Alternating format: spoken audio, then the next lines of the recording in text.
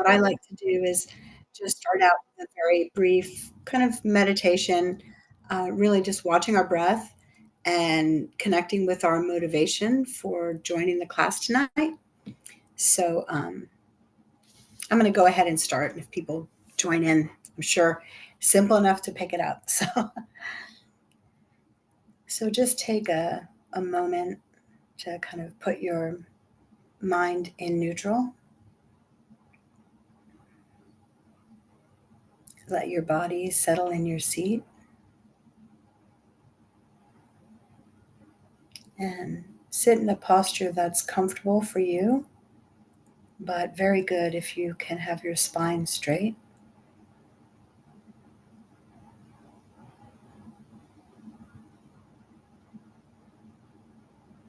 And now we're just going to watch our breath for about 9 counts and try to be just focused on the tip of your nostril where you can feel the breath coming in and out. And if you find your mind wandering, just come back to the count, start again.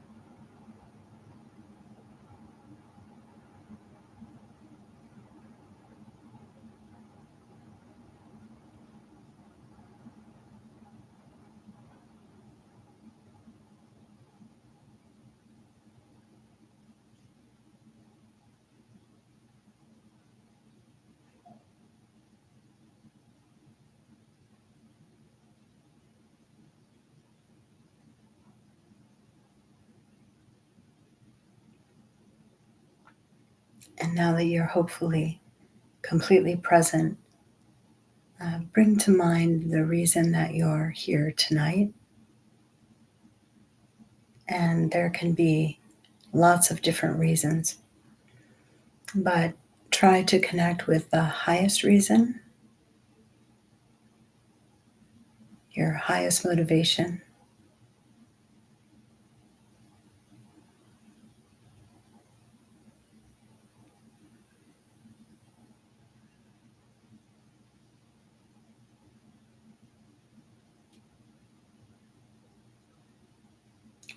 And sometimes people feel um, intimidated to even really connect with their highest aspirations.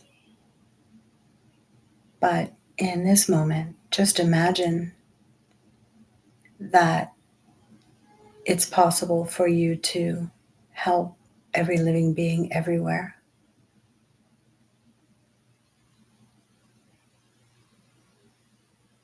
And think about how wonderful that would be if we were able to do that.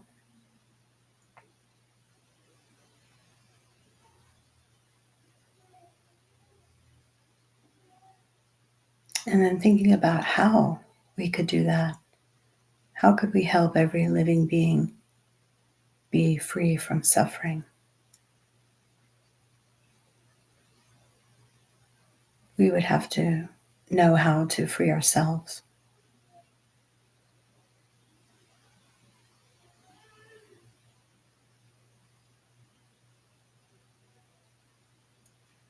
And so, as much as you're able, commit yourself to doing the work on your own heart and mind so that you can help others. Mm-hmm. And then let's set the motivation for our time tonight that it contributes towards that end,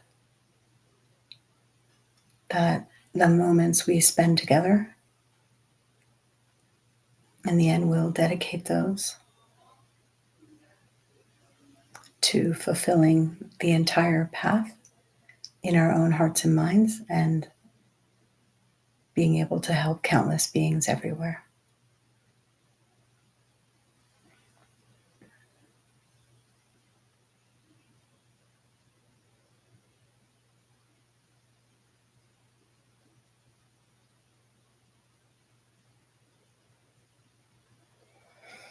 And then when you're ready, you can open your eyes.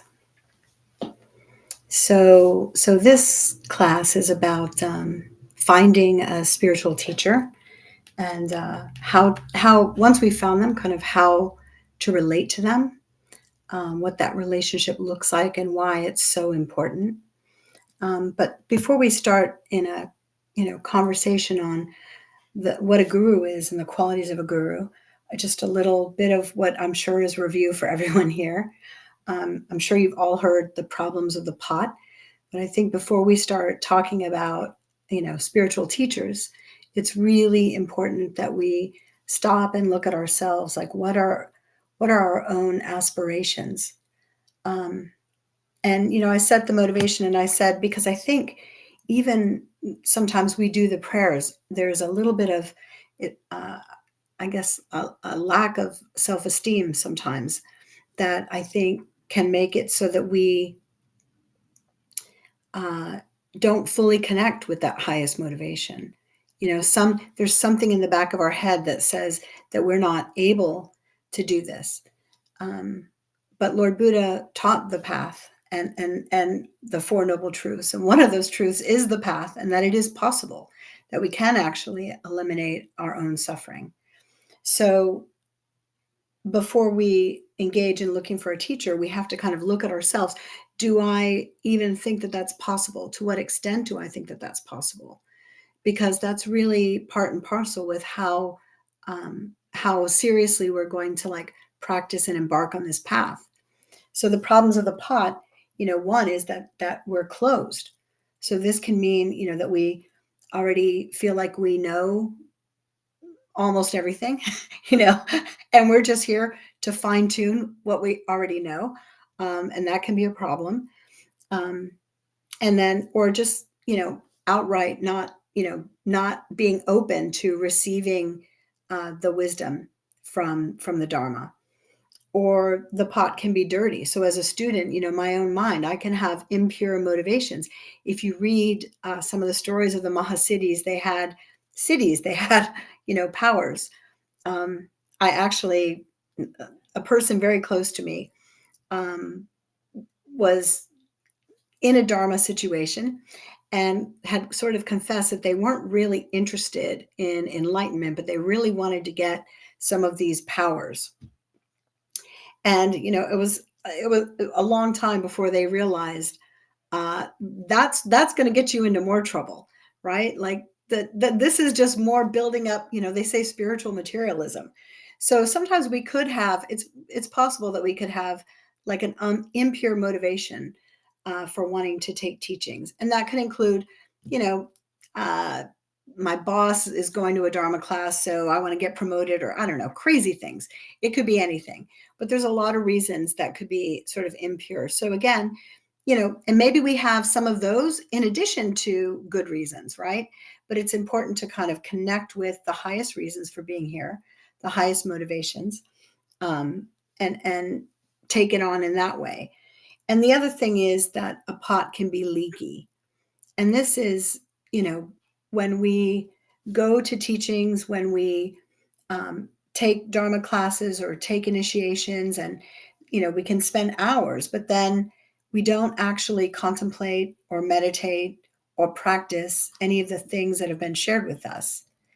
And I think that's something, teachers always say, when you hear this, start right away, because we can easily create a habit of not practicing and not doing our commitments. So really important that whatever we're taking in, that we are taking the time to reflect upon those things, to sit in quiet meditation, and to actually practice them. So these are qualities that a student has to have. They say being open-minded, so that addresses, the closed pot. So being willing to learn something, being willing to change, being willing to take on a new perspective. Um, it doesn't mean just digesting kind of what comes in our direction. So Lord Buddha really is very strict, like scrutinize what I say, test it like gold. Don't just take it because I said it, or, a lama with robes and a special hat says it. We have to we have to practice, we have to reflect and find the teachings that actually resonate with us. So being open-minded, being spiritually intelligent. So that means also like investigating, leading an inquiry, not just digesting, not just believing in something, but analyzing those things ourselves. And that's part of that process of, not being a leaky pot, is contemplation, analyzing what you've learned. And then another quality is just some kind of tenacity, because we say countless lives, that we have amassed many, many karmic seeds, both positive and negative. And we have habits that, the fact that I'm here and have this human body is a result of habits that I have. And they're not habits that led to enlightenment. They're habits that led to being born in the desire realm, right? So we have eons of habits that we're trying to change. So it requires some kind of confidence and tenacity, to be willing to, bear a little bit of hardship and not have everything come instantly. We can't, this is not, people go to His Holiness the Dalai Lama. You pick, whoever looks to you to be the highest and holiest being. We're talking about gurus here. But they can't take away our suffering. It's something that we actually have to do ourselves. Even Lord Buddha,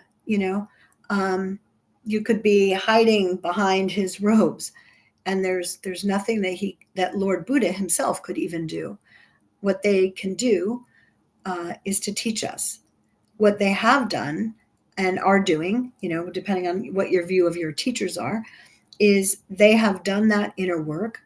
They've done the meditations and analyzing that have led them to stable realizations in their own minds. And then once they've accomplished that, then they're able to share and teach that to us. So that's the way that a Buddha helps, and that's the way that a guru helps. So understanding, our responsibility as students, and it doesn't end there. So that's the beginning. What is our motivation and these qualities that we have? But throughout the entire relationship with our spiritual teachers, there's accountability that we have to have. So, and I don't want to jump ahead too much talking about tantric gurus, but you will hear guru devotion. And because there's such a mix of teachings, sutra and tantra teachings that we often get, especially in the West, we can hear things and then even wanting to be very, very devoted, we could kind of like throw ourselves into some kind of relationship unwisely. It's really important to like take the time to check out who we're taking teachings from. So initially, what does that mean? So I would say, this online class, you're probably not in any danger. There's I certainly don't know everything. I'm not a guru or an expert, but we're part of an organization. So there's some kind of quality control. There's a lineage that has been passed along. So for a relatively informal discussion, this is like a very safe zone. And then from the classes that you take here, you can talk to the teachers of the various class courses, or, Geshe Sherab, or, Lamas, some of the ordained teachers, and you can ask their advice about teachings and teachers. Again, FPMT has just this long tradition of Lama Yeshe and Lama Zopa Rinpoche, their own teachers, kind of plugging the organization into those resources. So there's actually quite a wide net, a wide array of teachers that you can explore. before even, making some heavy mental, proclamation requesting someone to be your lama, your spiritual guide. You can have an informal spiritual friendship, and then from there kind of get their assistance in checking out someone that you might be thinking about having a greater connection with. So I'm just going to pause there for a minute because that was a lot of just intro stuff. I'm just curious, does is all of this old hat? Does it resonate? Does it bring up any questions for you? Just kind of establishing some ground. Any questions or thoughts?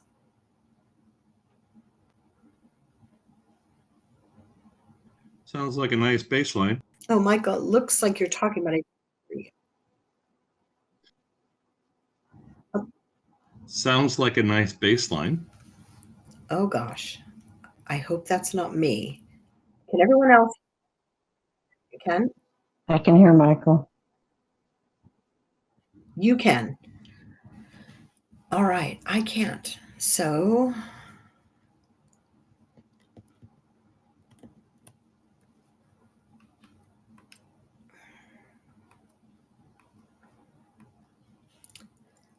I'm so sorry. This is not going to be great if I can't hear anyone. We can use the chat function. I know it's not ideal, and I'll have to investigate what my issue is today.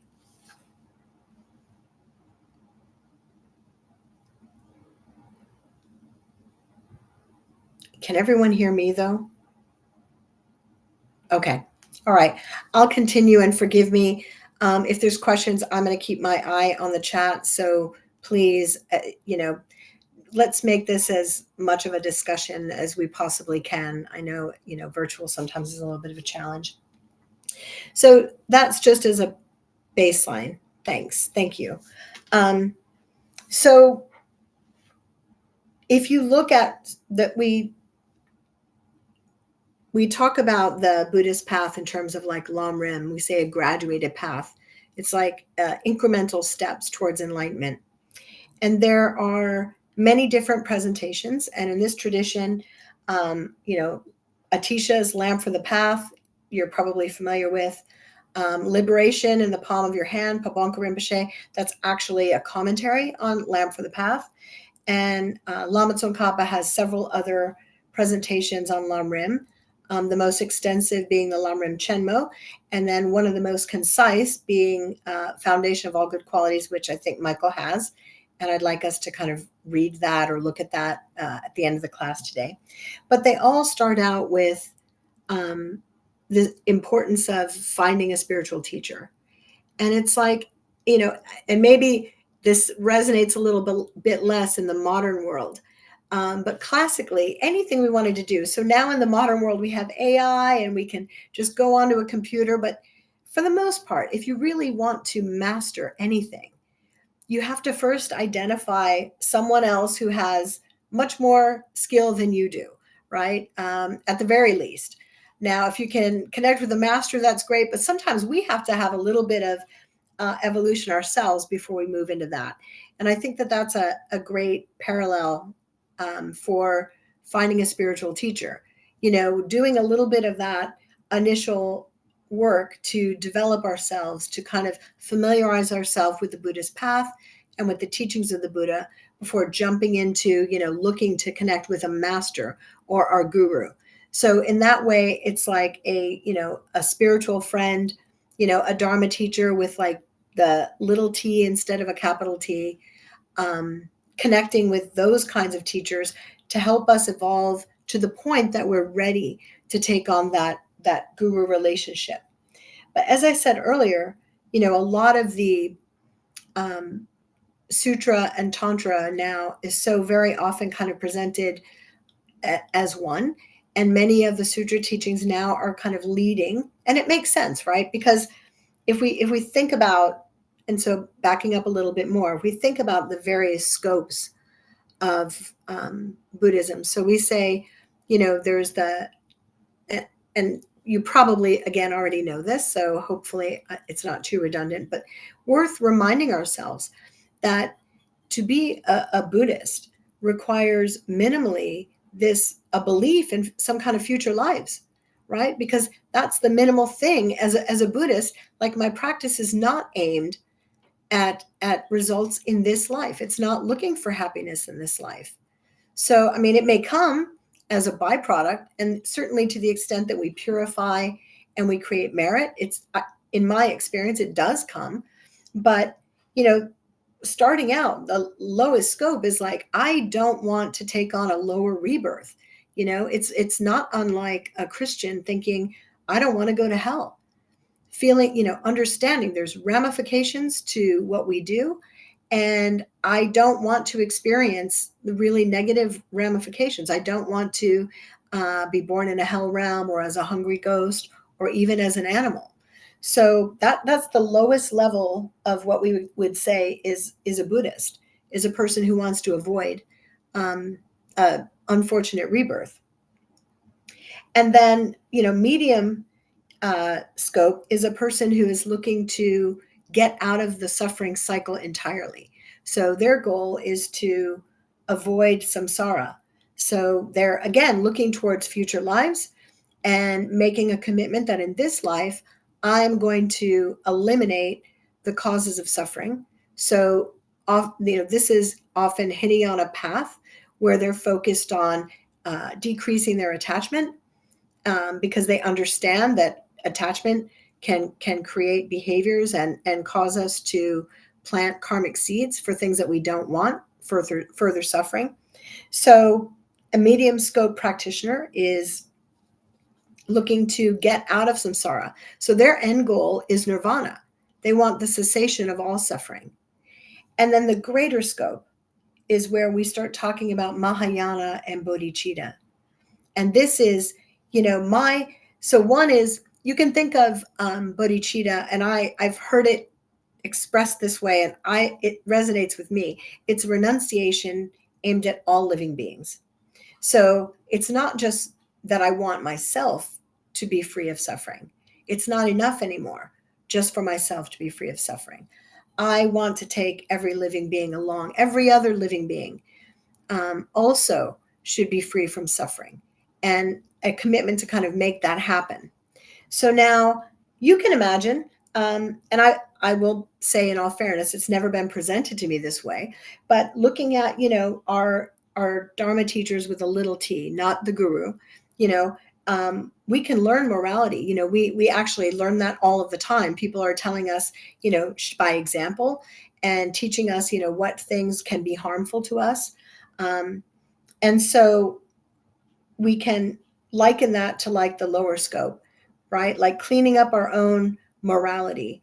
And then looking more like, okay, I really am serious. I want to rid myself of all suffering. So then I'm looking out in the world, like at people who have subdued themselves. And in a little bit, I'll give some lists of like qualities that we're going to be looking at in our search for teachers. But this idea is that they have to have subdued their own minds. How can you help me to quiet my own mind? To focus, to be mindful enough to be moral and ethical, especially in challenging situations. How can you help me to do that if you haven't done that yourself, right? So we're looking for teachers who are have tamed themselves already to help tame us. And then, thinking about wanting to free every living being is a huge job. So this is where, understatement, right? So this is where looking at teachers, not just any person who has some Dharma knowledge, but looking for someone who really is a living, breathing example, like a tireless, right? You must be tireless to take this on. We talk about a student needs tenacity. So we need to see that as well in anyone that we would think of to take on as a teacher. So having said that, if you're looking at Lamrim, and they're all starting with the importance of a teacher, just kind of acknowledging from the very beginning that, this is not, it's not something where we can watch a YouTube video and get enlightened ourselves. It really is going to require that personal relationship. And the teacher acts as a mirror for us, and encourages us to grow. So we start to see this introduction of kind of a guru yoga for sutra. So typically guru yoga is really a tantric practice, but you may or may not be familiar with something called the 7-limb prayer. And it's to, the guru and the 3 jewels. So it's this prayer, and it's a prayer of aspiration. We start out, we prostrate. So what is a prostration? It's somehow humbling ourselves. It's saying, okay, I'm a suitable pot. In this moment in time, I prostrate. I'm open. I have a clean motivation, and I have an intention to practice what's being taught to me.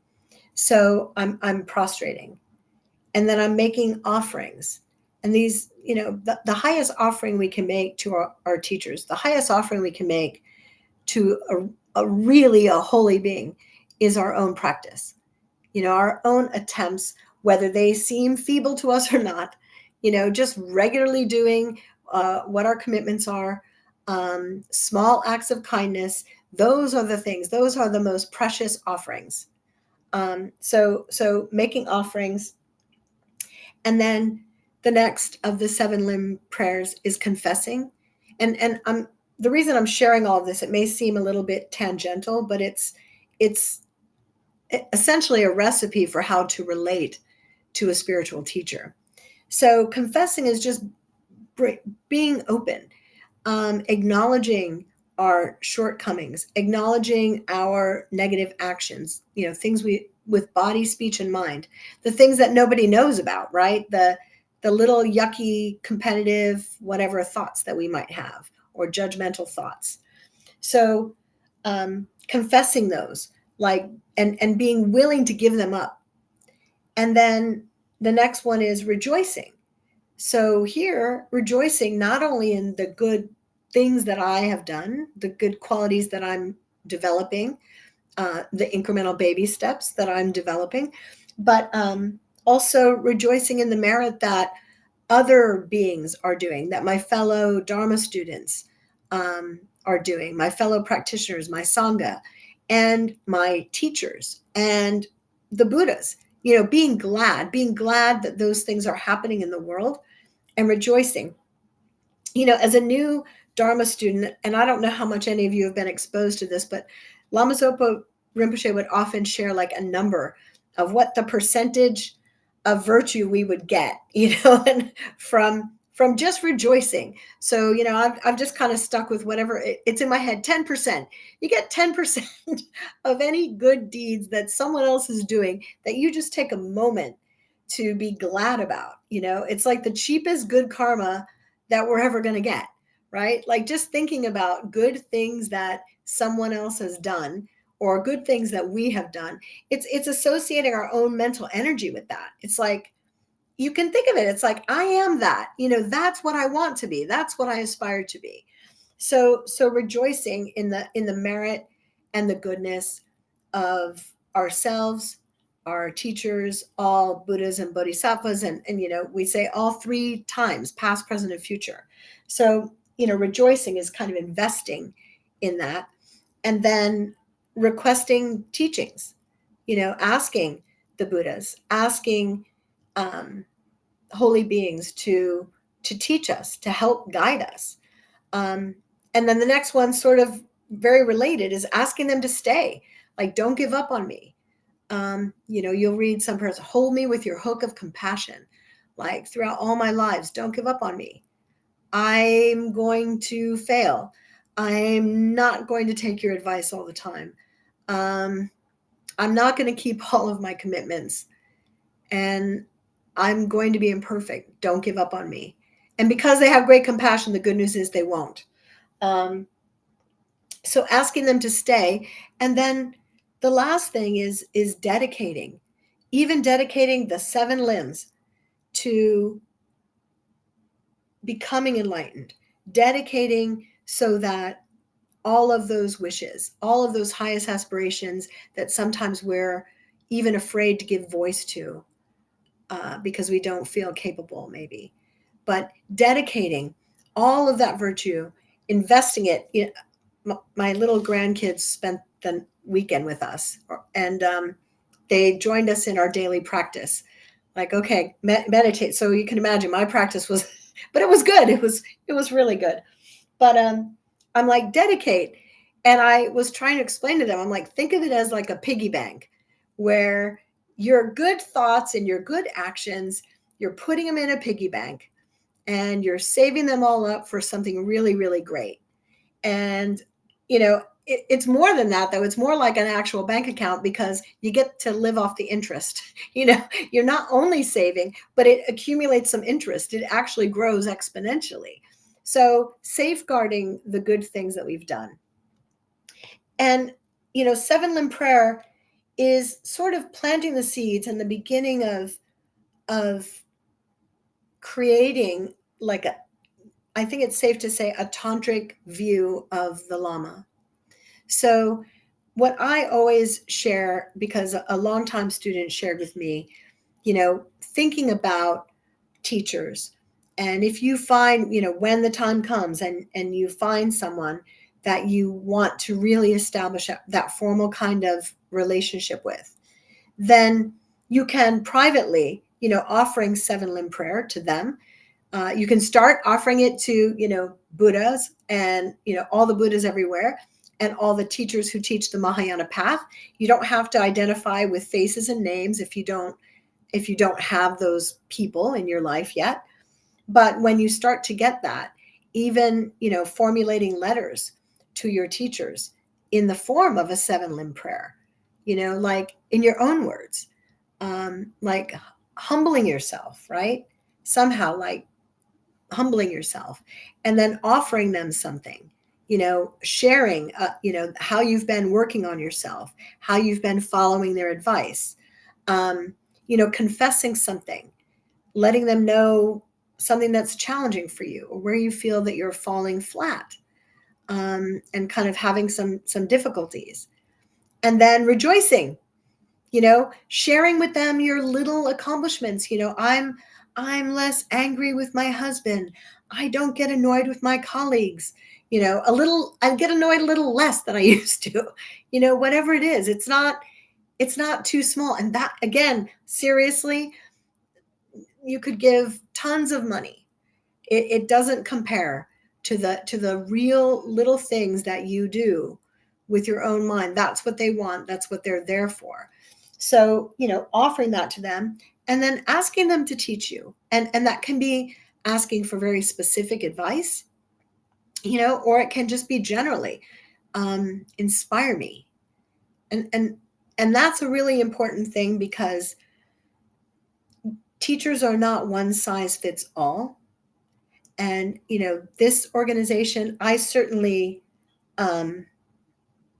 have and had and have devotion to Lama Zopa Rinpoche, who is one of the founders of this organization. But I will share that when I first met him, that wasn't the feeling I had. I wasn't attracted to him. But, it's interesting because sometimes you can be attracted to a teacher and then it's like a regular relationship. You meet someone and it's like a honeymoon, like, oh, they're so wonderful. And then later they're not so wonderful to you, right? So that's why it's important to check them out. But Lama Zopa Rinpoche grew on me, he just kept appearing. He just kept providing me with what I needed, whether it was directly or indirectly.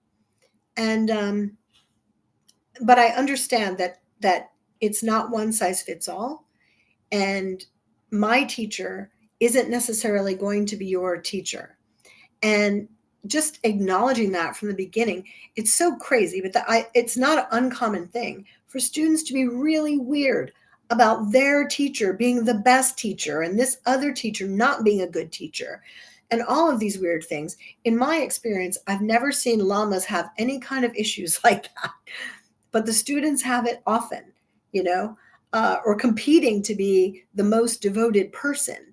And, then that sets up an unhealthy dynamic where people are stretching themselves beyond what they're capable of happily doing or happily giving, right? So, and we will talk more about this in the coming weeks, but just to say,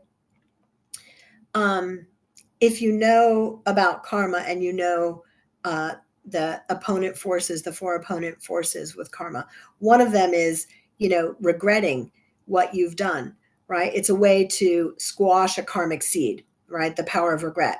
Well, it works on good karma too. So it's really important to be careful, not to stretch ourselves beyond what we're able to do happily, consistently, right? Because, if I sign over the deed to my house to a spiritual teacher today, and then tomorrow lost my job, I might regret having done something like that. And that's just an example that comes to mind for me. But I think, again, this is where the student, we have responsibilities.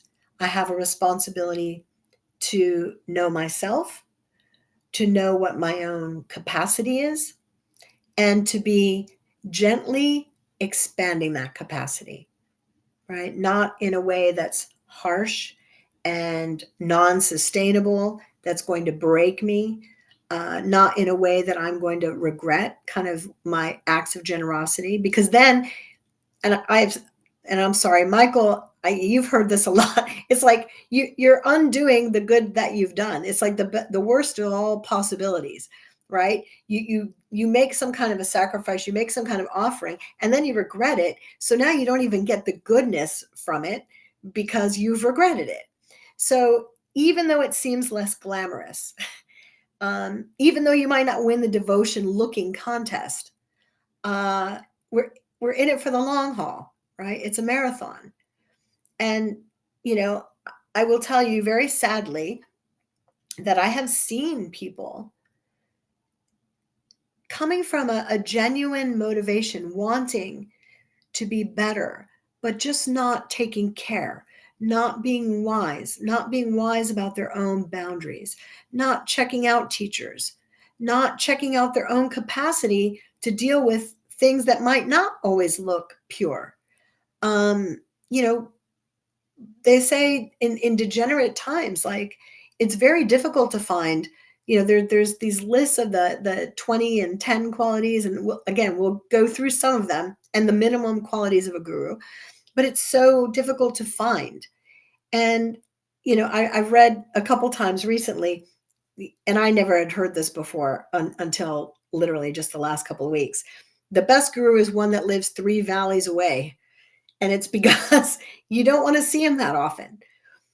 Not because of the guru, but because of our own capacity, right? We'll start focusing on what we see that doesn't look good, right? And putting our own interpretation on things, you know, um, that may or may not have any relevance to what it is that they're doing. So, being very careful and knowing our own minds and having boundaries ourselves. So, requesting teachings, requesting for them to stay and hold us, and then, dedicating that. Okay, I'm going to pause again because it is a lot of talk, and I'm bummed about the audio. But I would love a question or a thought or a comment. I really, I'm a student like you. I don't want to be just a mouthpiece, but sometimes that happens, especially in this forum. But I want to create enough space for you to chime in. Um, any questions or any thoughts on any of the stuff that I've covered? And if not, I'll just sit quiet for a minute. That's always good too.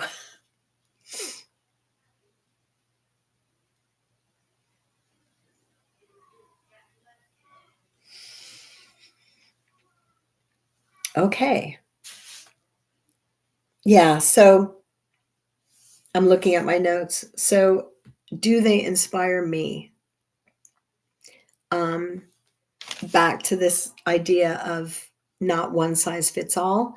So we need to find, not necessarily someone that everybody else thinks is a great teacher, but someone who has some ability to move our hearts and minds to kind of inspire us, right? So that we look at them and, sometimes they say, sometimes there's auspicious signs that you get, the first time you hear a teacher's name or the first time you see them. Still important not to just jump, but it can be like a little bit of an indicator that there's some relationship there. Um, it's important because we have so many different teachers. We have, hopefully, if you don't have at some point, what I'm really talking about here is getting what we call a root guru or a heart lama, like the one who really has the ability to help us change and reach our fullest potential. But we have this net of teachers because in typically modern day we have multiple teachers. We have, we go to dharma classes, we have, lectures, we can do an academic study. It's important to kind of listen, as I said, check out with other students, what they teachings that they've had, what their impressions are of certain lamas, and with a grain of salt, but paying attention if people are saying, this lama is really controversial. It could still be a fantastic lama. They could still be great, and they might even be able to help you. But pay attention to that and know your own capacity. If you haven't already created a connection and you don't already have a connection, it's better to err on the side of being safe and not getting involved in that. I know, some of you, if you've ever been to a teaching of His Holiness the Dalai Lama, often there's like a group out there and they're kind of protesting about religious freedom or whatever. Um, and there are definitely, I'm absolutely sure, there's different levels of teachers. So sorry. Um, so guru kind of means teacher, but not really. So forgive me, I'm responding to a question in the chat. Different levels of guru. Are there different levels? So there's different levels of teachers. So you can have like an academic teacher, you can have like a spiritual friend, even someone who's a little bit like just another member of the Sangha that you're able to learn from, but they're not necessarily your guru. So the Sanskrit word, and I'm not a Sanskrit scholar, so I'm just going by what I've been taught and told. Like the root of that word, it means like worthy, um, heavy, laden with qualities. So the guru is like heavy, heavy man. The guru is heavy, heavy with good qualities, heavy with knowledge, heavy with realization. So that's really what a guru is. And I would say a guru is the highest level teacher. And you can have multiple gurus that you have devotion to and that you have a connection with and commitments with. But your heart guru, your heart teacher, would be that one being who makes it all happen for you. So even they can be the thread that ties together what all of the other teachers are doing. So for me, that was Lama Zopa Rinpoche. I mean, certainly everything, I learned from many different teachers. I had different levels of teachers. Certainly gurus who were, many of whom were Lama Zopa Rinpoche's teachers. Um, but he's one who sort of brought it all together. And if I look back, for me personally, I can say not just theoretically or symbolically, but in a very real practical way, everything that I have from a Buddhist perspective, from a Dharma perspective, it all came from him. Every teacher I ever met was because he had these centers, for example, so I would say if you're here, you probably have some connection maybe with Lama Zopa and Lama Yeshe. It doesn't have to be a strong connection. They don't have to be your guru. It doesn't have to be the heaviest, but there's some connection. They've just worked so long, so tirelessly to provide so much, especially to students in the West. So sorry, I hope that answers that question. And now I'm a little, I'll be honest, I'm a little sidetracked, got myself sidetracked, not by the question, just my own mind, kind of where am I going from here? So do they inspire me? Oh, I know where I was going. So talking about this net of teachers and how they're, people can be protesting at His Holiness's teachings. Some of these students, very, very devoted, they forged a connection with a Lama, and they are following the advice of their Lama, which is advice that His Holiness has said not to do certain things. So better if you feel a connection to His Holiness, for example, or if you felt a connection to Lama Zopa Rinpoche, for example, or any guru, then better to, if you see that there's some kind of conflict, or which you don't see a ton of, there's not a ton of conflict among teachers, but sometimes you will hear criticism. And when you do, then maybe it's good to just not get involved with that teacher so that you don't have to deal with a conflict, right? It's not insurmountable. You can deal with it. I speak from some experience. You can deal with it. But actually, I don't speak from some experience, because what I'll say is my teachers, there was never a conflict with my teachers. There was, however, a conflict with students of various teachers. And again, it came from like, my guru is better than your guru, my dad can get your dad, or whatever kind of petty things, right? And we can confuse that. And depending on, if they've been around longer than us, and, maybe they have some title in some organization or whatever, and then we can sort of like, oh, trust that. But this is why it's important that we're clear in ourselves. And we are looking for the qualities in our teachers. And then in the event that a problem arises, we take accountability for how we resolve that. So going back to this organization that sometimes protests against His Holiness, there's some FPMT history with that organization as well. And I'll just say this, Lama Zopa Rinpoche was very clear with students who had a problem and wanted to leave that teacher. And what he said, his advice, and you can Google and look, he basically said, apologize to this teacher that you are not able to have a clear view of them, make some offerings to them, appreciate everything that they gave to you, and then that's it. Apologize that you have to, separate for now, but you own it, you make an offering, you appreciate what they did, and you move on. And that's the way to handle it, which is not the same as, because if the guru is heavy object, and again, I don't want to get ahead of things too much, and I don't want to, because all of these topics are huge. But also when you're making a karma, the object that you're interacting with is also important and makes a difference in how heavy the seed is, how much results you're going to be able to get. So the object is really important. So the guru is a heavy object. So, dissing your guru, even because you think another guru that you have is better, is dangerous territory. And it's not really that hard to just appreciate what they've done, what they've given you, how they've helped you, how they've taught you. Just feel appreciation for that. And then just say, with all due respect, I'm having a hard time with this. So I have this other connection, and I'm going to pursue this connection because of my capability at this time.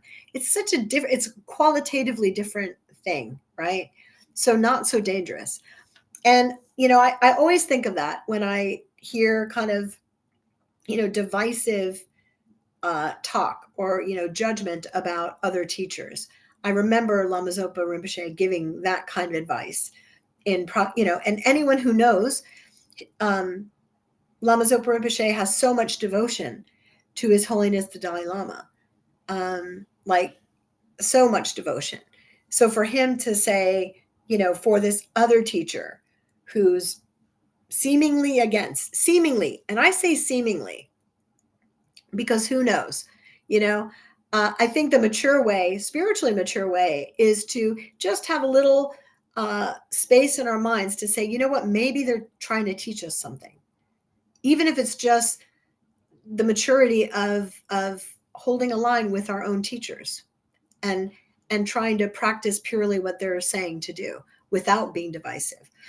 And if you, again, not to be tangential, but these things are all related. If you think about the 5 heaviest negative karma, creating a schism is one of them. Okay, so technically we're not eligible for that. You have to be, there's all this different criteria. You have to be living in the time of when the Buddha is teaching, and you have to be like so many ordained people involved. We're not even qualified to commit this heaviest negative action, which will result in an immediate rebirth in hell, they say. But even knowing that a schism is one of those heavy actions, I think is a teaching in itself, like about what I'm talking about right now, which is this schism and creating division. So if someone's not your teacher, and especially if you don't really know anything about them firsthand, then maybe don't be a source of gossip about that. Don't necessarily be interested. That's another thing. There's a lot of students who might go back and like, oh, what is this? What is this controversy that happened, with FPMT, and why is this, and gosh, we're not even living in that time. We're not even a part of all of that. It's like, why get involved in a controversy that we're, like, oh, thank goodness I didn't create that relationship, so I don't have to worry about that. That I have enough things on my own spiritual plate that I have to kind of deal with. Okay, so I think I've gone off on a few tangents, but I do want to talk about some of the qualities of a guru, and we'll talk more next time. But I want to pause again, and because I'm going to give a few lists. Any questions about that? And I also don't want to bring up a controversial thing and then tell you, don't worry about the controversy, don't look it up, but just so you know, these are real examples that have actually happened to people and created issues for them. So we can kind of learn from that. Any questions or thoughts or comments? Anything at all?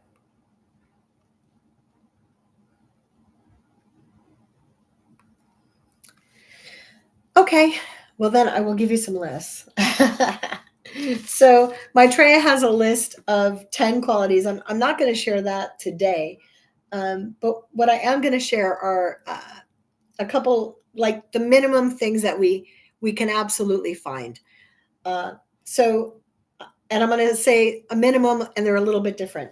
So minimum 5, great compassion. So as number 1. So great compassion, meaning what? Meaning bodhicitta, this greater scope, this vision that includes every living being. The next thing is stability in the Mahayana. So that's the same thing, right? It's like the greater scope is Mahayana, and then being stable in that themselves.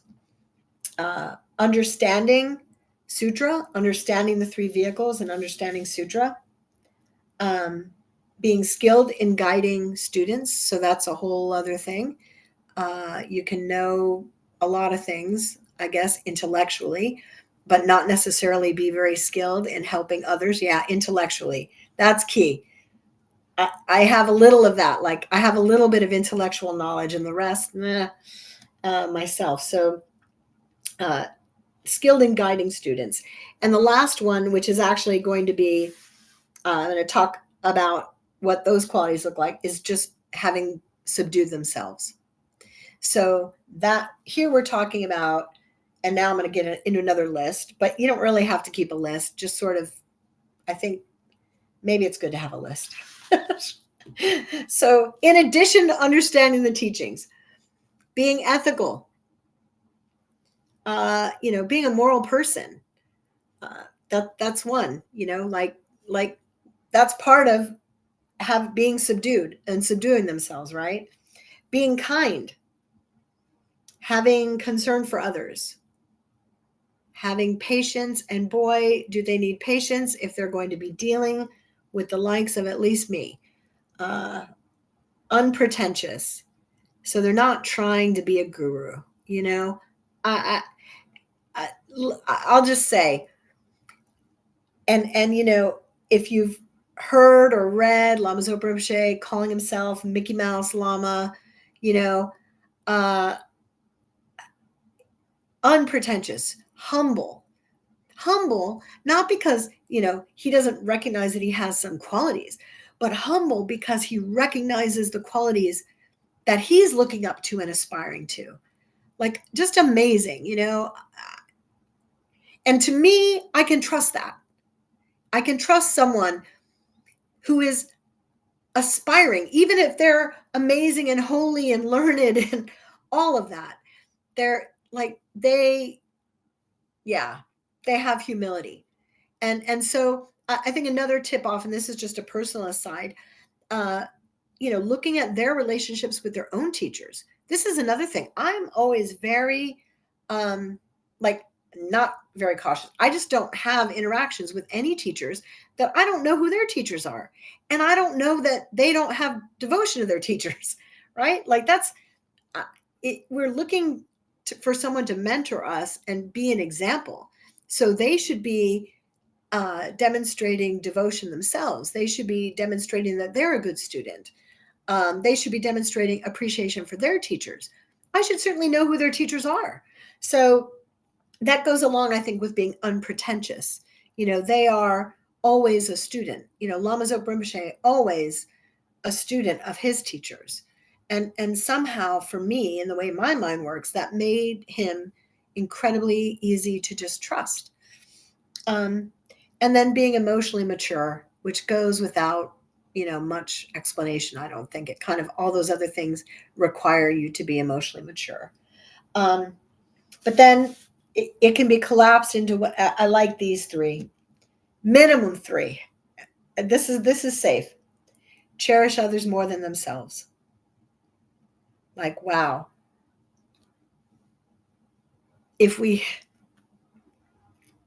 This is where you feel guru devotion, when you actually know someone that that they cherish others more than themselves. They actually do.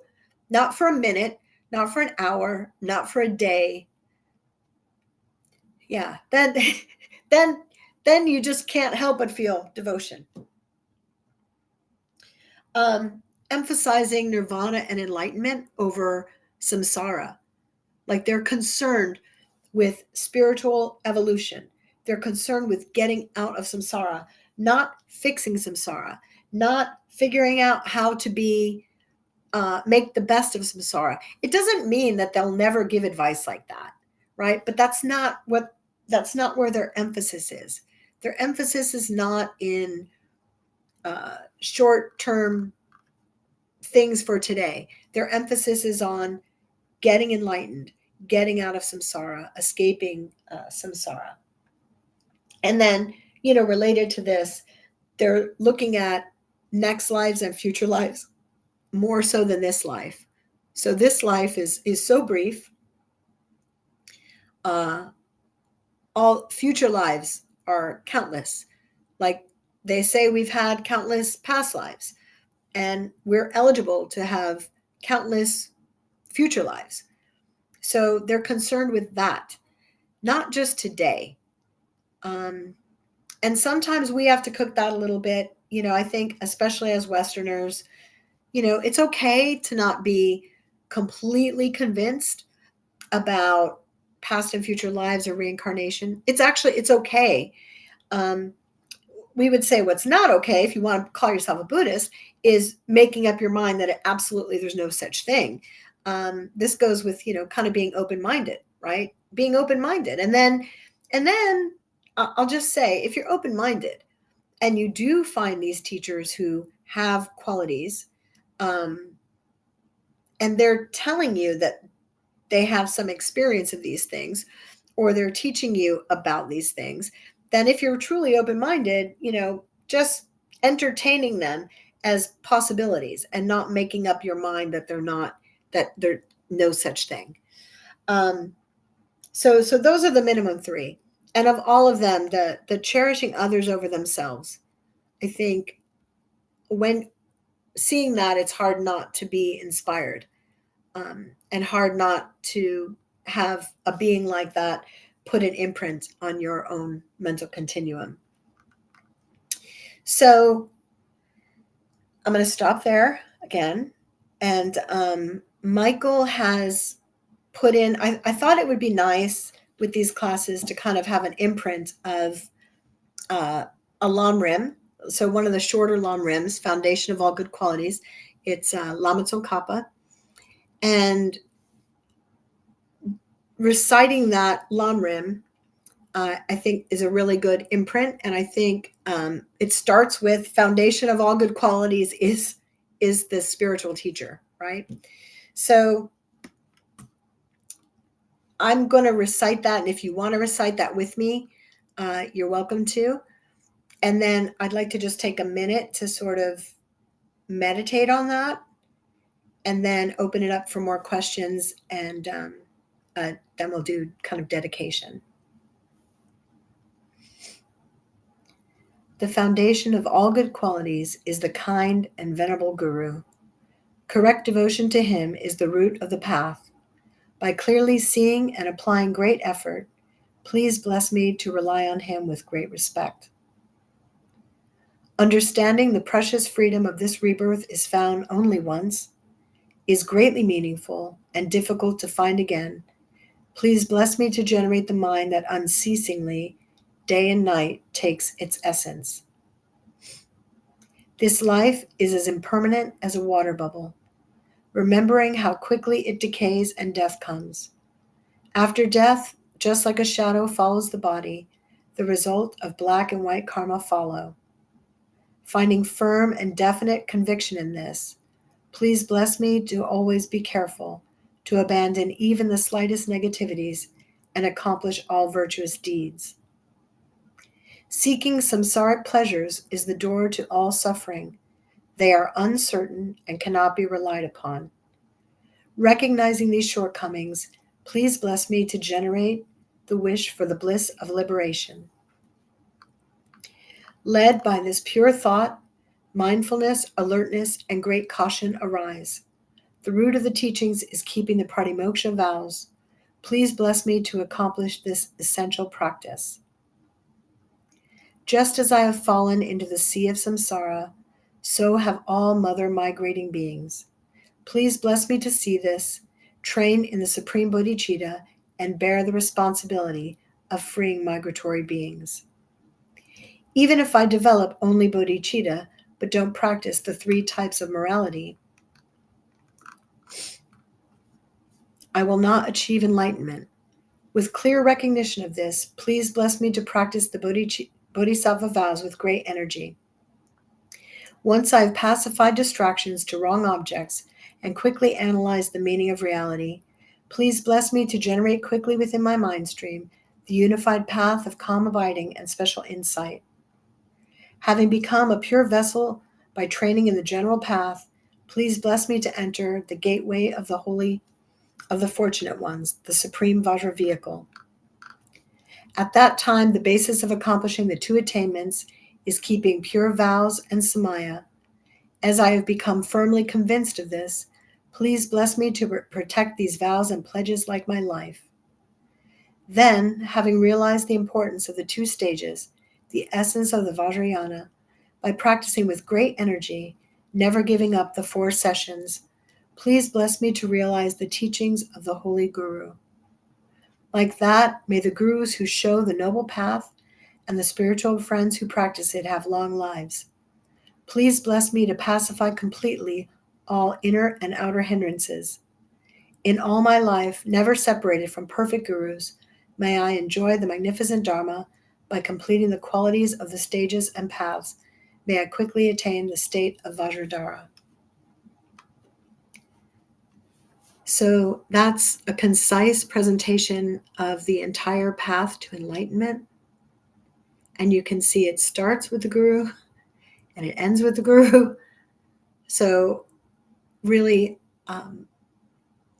can't overstate the importance of teachers for us. And I just want to, again, kind of stop there because I'd love for there to be some discussion. It makes it, I think, more tolerable for you. Certainly, it eases it for me a little bit too, if I'm not the only one kind of talking. But I don't want to pressure anyone either. I just want to create the space.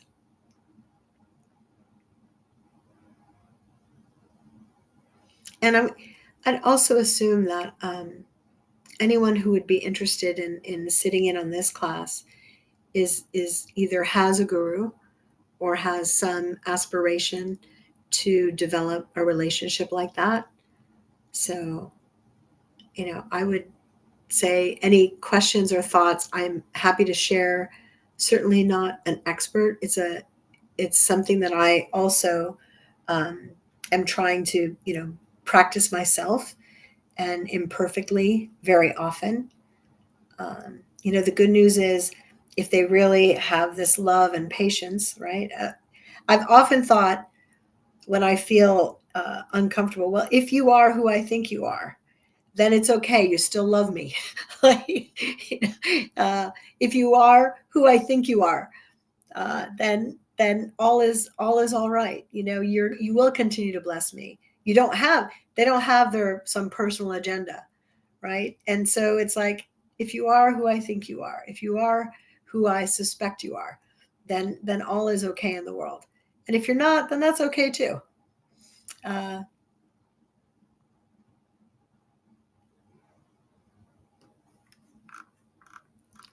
do you ask someone to be your teacher?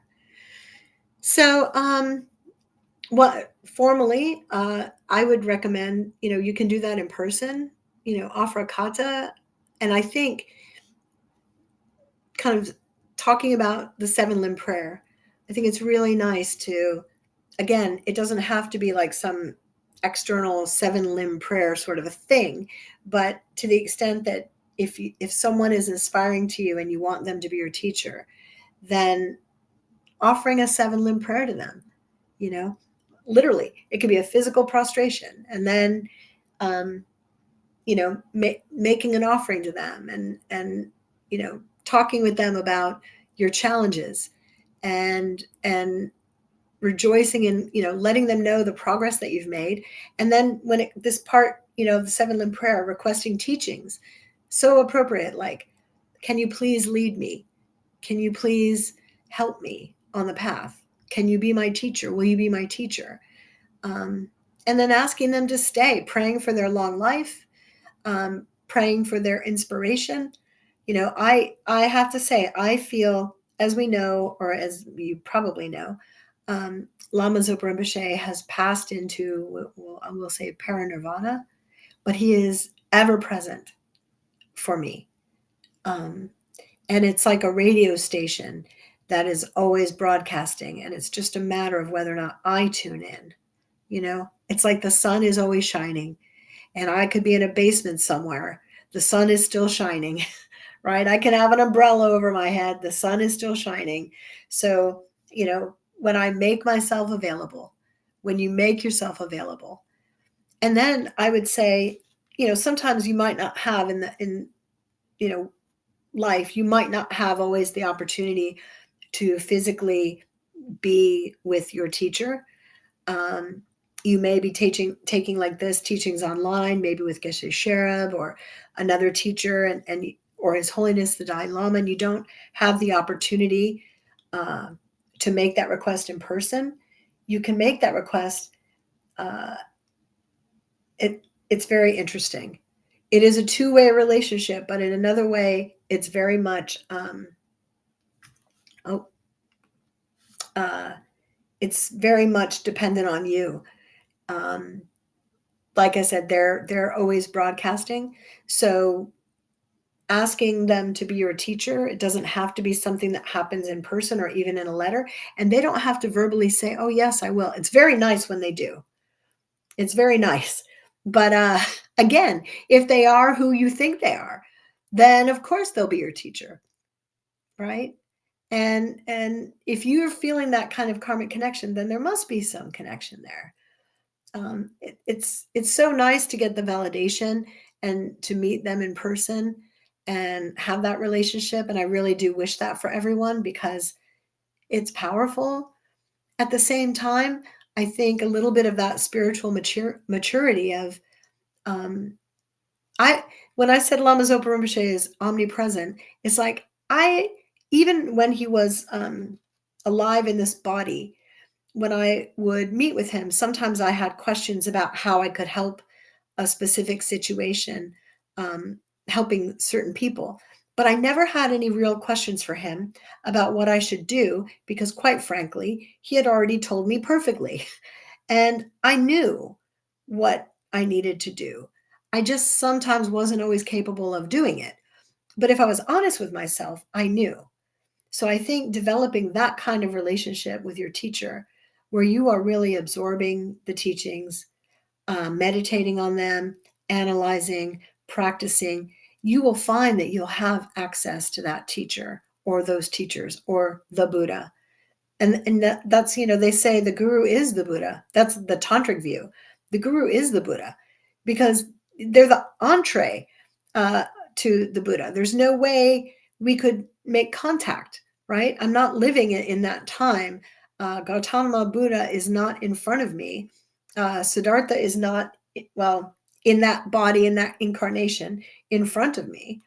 But there is this vehicle that's bringing the Buddha to me. And there's even stories, tantric stories where like a deity will appear next to the guru, and then the disciple has to figure out who to prostrate to. Like I don't see Chenrezig every day, but I do see my lama, and then they make the mistake and I guess a good mistake to make, prostrate to the deity, only for them to disappear because the deity is there because of the guru. So that was maybe more than just answering the question, how do you ask? But just from the heart is how you ask. And that can be a letter, it can be verbally.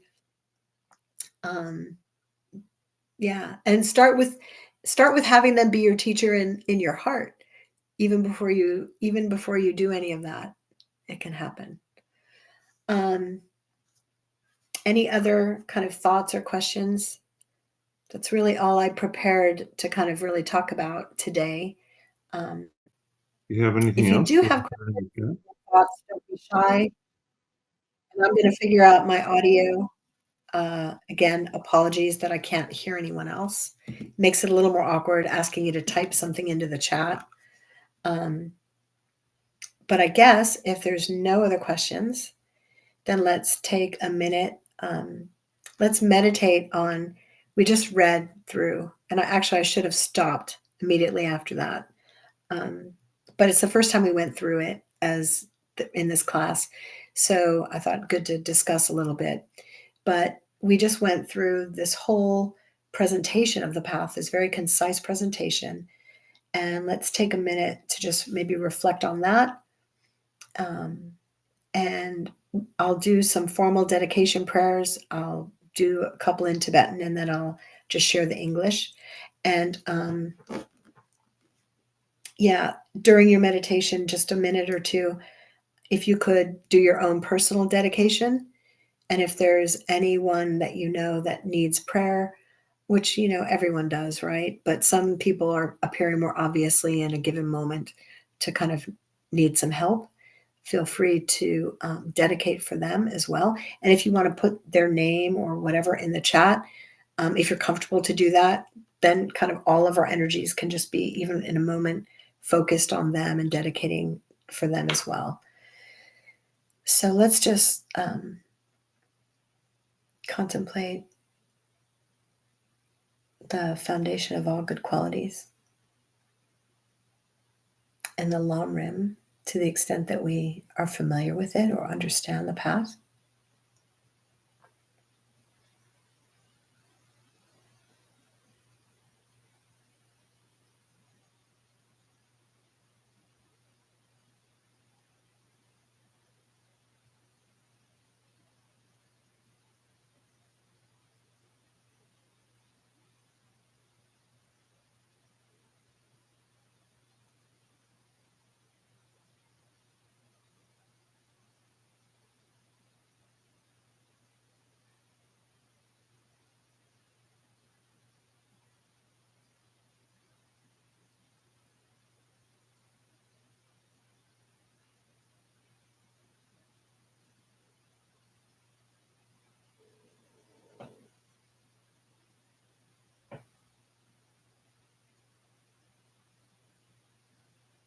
And then dedicating the time that we've spent here together, like the motivation that we had to help all living beings and to gain all those realizations, to be able to do that. Let's dedicate and invest this virtue towards those ends.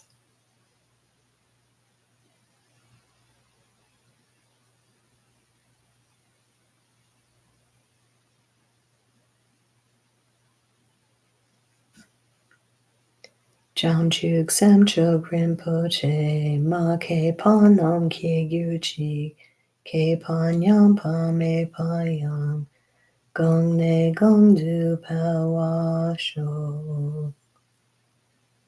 May the precious Bodhi mind, not yet born, arise and grow. May that born have no decline, but increase forevermore. Gangri Rawe Kowe Jinkan De Pendang Dewa Malu Zhongwei Ne Chenrei Xingwan Tenzin Gyatso Yi Jape Site Badu Tengyo Chi.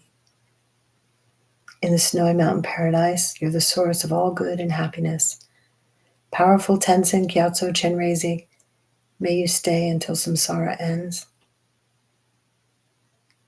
And for the quick return of Lama Zopa Rinpoche and the long lives of all of our gurus and spiritual friends, for the success of FPMT and all of our Dharma brothers and sisters, may we all quickly achieve the stages of the path in our own hearts and minds, and may we work tirelessly to save all sentient beings from the cycle of samsara.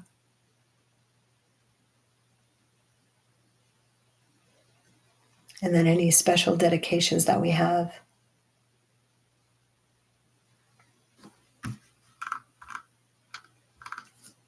Okay.